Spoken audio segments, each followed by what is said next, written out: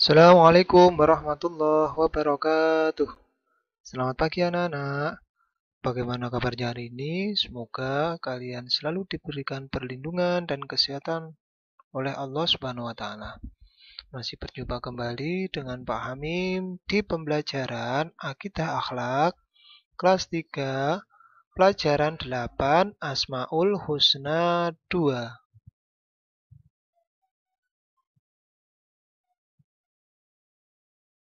Oke, kita akan belajar Asmaul Husna 2. Sebelumnya, mari kita membaca tilawah.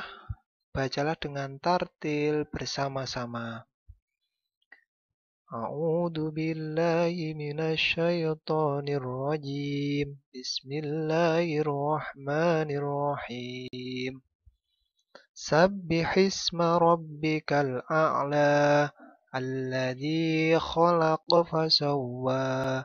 والذي قدر فهدى والذي أخرج المرعى فجعله غثاء أحوى سنقرئك فلا تنسى إلا ما شاء الله إنه يعلم الجهر وما يخفى ونيسرك لليسرى فذكر إن نفعت الذكرى سيذكر من يخشى صدق الله العظيم.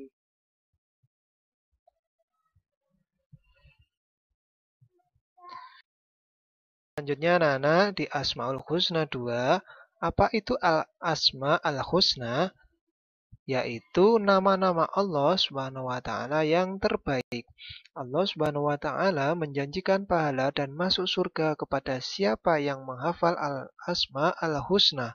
Oleh karena itu, kita dianjurkan untuk membaca dan menghafal Al-Asma Al-Husna serta berdoa menggunakan nama-nama indah Allah Subhanahu wa taala.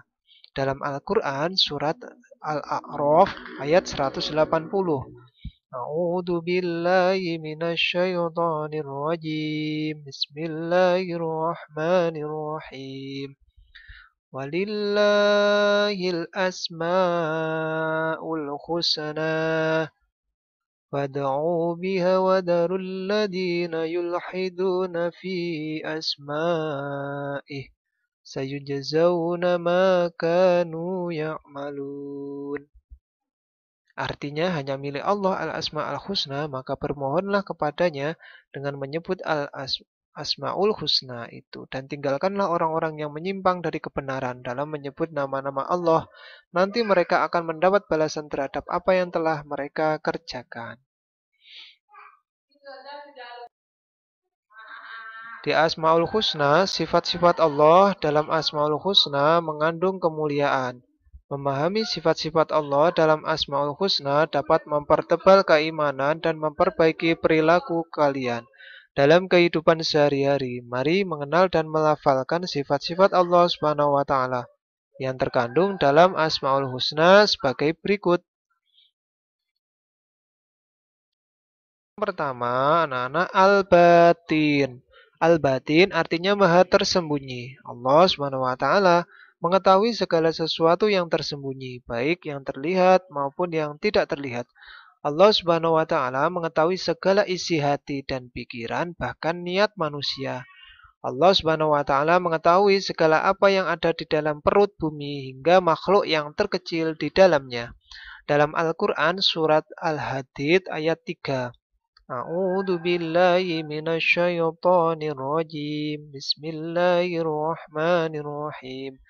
والأول والآخر والظاهر والباطن وهو بكل شيء عليم.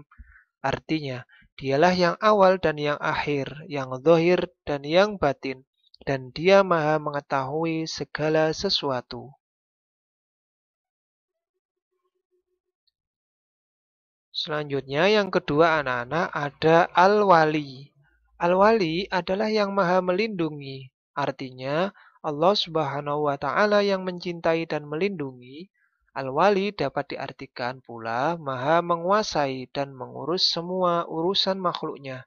Manusia yang meyakini bahwa Allah Subhanahu wa taala mempunyai sifat al-wali, maka ia akan merasa cukup dengan perlindungannya. Lalu bergantung sepenuhnya pada Allah Subhanahu wa taala dalam segala keadaan dan keinginan. Dalam Al-Quran, surat Al-Baqarah ayat 257, Allah Subhanahu wa taala berfirman, A'udzu billahi minasy syaithanir rajim. Bismillahirrahmanirrahim. Allahu waliyyul ladzina amanu yukhrijuhum minadz dzulumati ilan nur. ilan nuri walladzina kafaru awliya'uhumut taghut. الطاغوت يخرجونهم من النور إلى الظلمات أولئك أصحاب النار هم فيها خالدون. Artinya, Allah Subhanahu wa taala pelindung orang-orang yang beriman. Dia mengeluarkan mereka dari kegelapan kekafiran kepada cahaya iman. Dan orang-orang yang kafir, pelindung-pelindungnya ialah setan yang mengeluarkan mereka daripada cahaya kepada kegelapan atau kekafiran. Mereka itu adalah penghuni neraka, mereka kekal di dalamnya.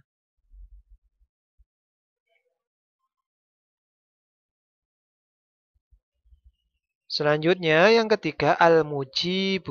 Al-Mujib artinya maha mengabulkan doa. Allah Subhanahu wa taala mengabulkan doa orang-orang yang memohon kepadanya. Dalam Al-Qur'an surat Al-Mu'min ayat 60. A'udzu billahi minasy syaithanir rajim. Bismillahirrahmanirrahim. Wa qala rabbukum ud'uni astajib lakum. Innal ladzina yastakbiruna an ibadati sayadkhuluna jahannama dakhirin. Shadaqallahul adzim. Artinya, dan Tuhanmu berfirman, berdoalah kepadaku, niscaya akan kuperkenankan bagimu sesungguhnya orang-orang yang menyombongkan diri dari menyembahku akan masuk neraka Jahanam dalam keadaan hina.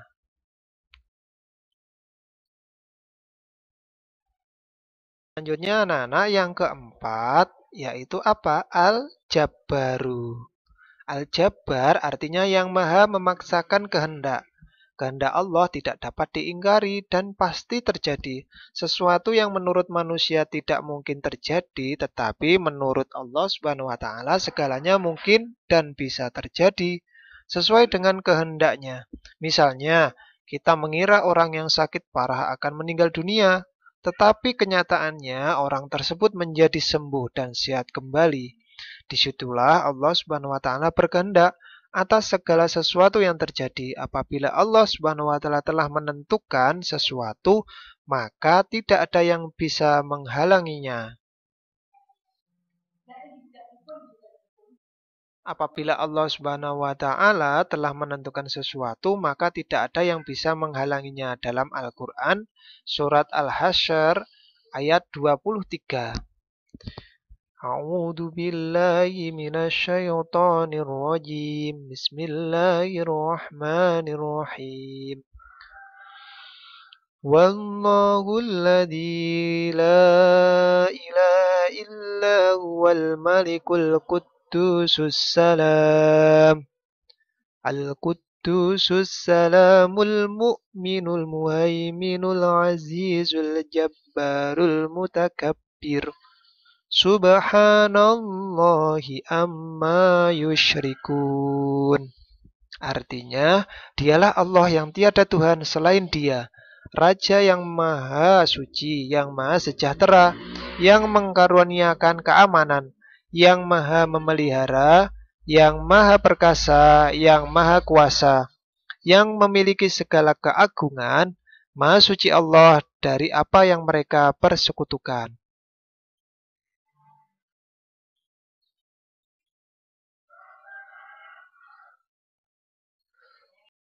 Selanjutnya, anak-anak tugas di rumah.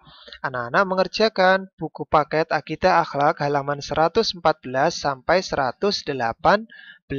Anak-anak untuk halaman 107, 108, 109, 111, 112 dikerjakan di buku tulis Akidah Akhlak.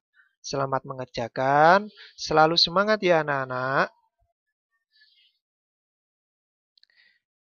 Oke, jangan lupa setelah menyimak video pembelajaran ini sampai habis, anak-anak mengisi nama lengkap dan kelas pada kolom komentar ya.